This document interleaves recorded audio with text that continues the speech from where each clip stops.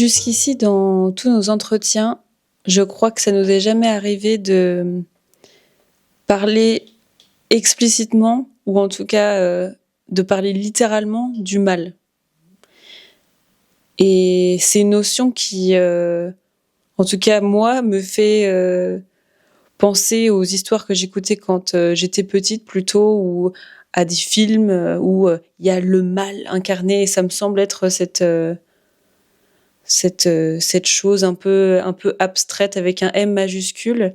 Et la question que j'ai envie de te poser, un peu pour te lancer comme ça sur le sujet, c'est: est-ce qu'on peut dire que le mal existe vraiment? Ce que je vais dire n'engage que moi, car je pense qu'il y a des perceptions différentes. Pour moi, le mal existe.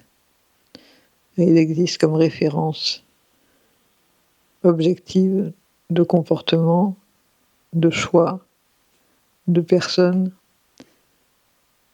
qui ne désirent pas devenir humaines. On l'a souvent dit, devenir humain, c'est un projet, c'est un choix, c'est une décision, c'est un travail aussi, bien sûr, c'est une œuvre. Ce qui veut dire aussi qu'on peut ne pas faire ce choix.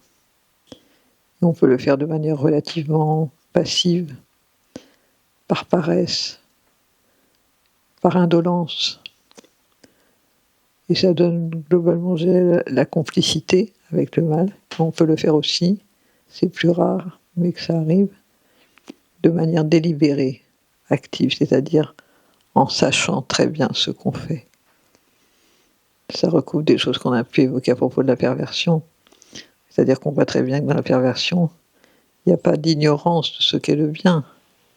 Il y a une volonté très déterminée à inverser tout ce qu'est le bien pour le faire passer dans une autre dynamique, cette fois négative, de profanation.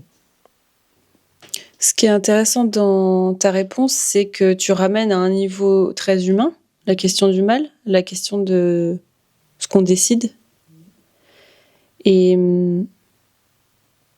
du coup, je me pose la question, est-ce que le mal est nécessairement humain, ou est-ce que tu penses que la dimension abstraite avec laquelle j'ai un peu introduit la question, elle est là aussi et elle devrait également être prise en compte, ou est-ce que c'est un piège dans lequel on peut un peu tomber de désincarner le sujet? C'est vraiment une question à la fois, comment dire, ça renvoie à des choses très rudimentaires. Le mal n'est pas raffiné, le mal est rudimentaire, le mal est grossier. Mais les protocoles par lesquels il s'exerce sont compliqués. Et ça détourne beaucoup de gens de cette étude, disons, de cette observation, de ce que je ressens, parce que là, vraiment, on ne peut pas s'aventurer au-delà du ressenti, je pense, sans malhonnêteté intellectuelle. Le mal est spécifique aux humains. Je ne vois pas le mal chez les animaux. Je vois des animaux abîmés, vicieux, corrompus, je dirais, par des mauvais traitements, des choses comme ça. Mais je ne crois pas que les animaux ont les héritages que nous avons du plan transgénérationnel. Je ne crois pas qu'ils aient la même responsabilité que nous. Je pense que les animaux sont beaucoup plus délimités en tant qu'individus. Et que de ce point de vue, ils ont une sorte d'innocence qui n'est pas la nôtre. Nous sommes un point dans une trame. Et chaque point de la trame compte. L'orientation, la décision de chaque point a une influence sur son entourage, à l'évidence, immédiat, mais aussi, je pense, au-delà de l'immédiateté, sur la durée. C'est ce que le transgénérationnel nous confirme. Donc le mal est vraiment comme, si on peut dire, une opportunité qui nous est tendue et à laquelle on choisit de se lier ou pas. Ce que je vois depuis tant d'années avec le transgénérationnel, c'est que quand quelqu'un fait le choix du mal, ça s'inscrit comme une encoche dans le bois d'un arbre, jusqu'à ce que ça soit, je cherche le mot juste, c'est pas pardonné. J'ai le terme d'alchimie plutôt qui vient même qu'une alchimie subtile, très profonde, très exigeante, ait lieu et que ça soit comme converti, c'est le mot qui me vient.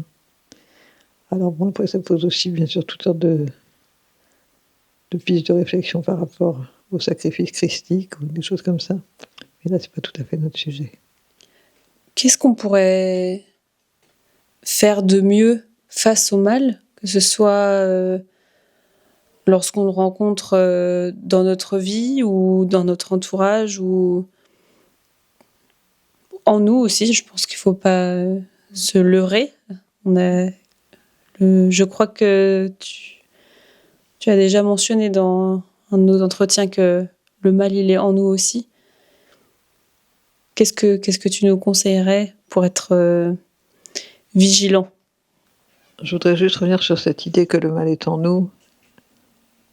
Personnellement, je n'aime pas, enfin, je me sens pas à l'aise, ça me semble jamais une chose juste. Ce discours qui dit, je dis pas que c'est ce que tu veux dire, mais ça me fait penser. Je viens de Alice Miller, par exemple, qui disait, je crois que, en gros, chacun de nous portait un Hitler en lui ou quelque chose comme ça. Je suis pas d'accord avec ça, je sens pas ça juste. Par contre, on a tous une expérience de la confrontation, de la rencontre avec le mal, parce qu'on l'a au moins dans notre mémoire, au moins dans notre mémoire génétique. Comme notre système immunitaire se souvient d'avoir rencontré des millions de bactéries avant, bien sûr.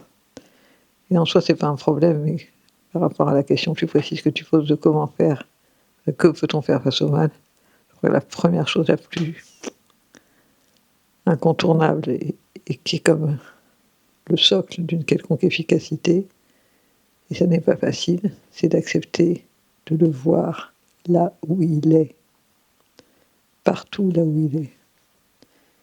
Et ce n'est pas une promenade de plaisir.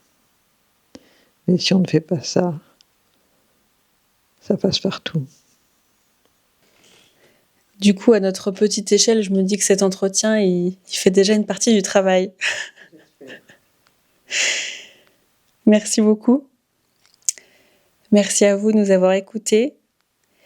Dites-nous si ça vous parle, si vous avez envie d'en entendre plus sur ce sujet du mal, qu'il est important de nommer et de reconnaître. Et on se retrouve très bientôt.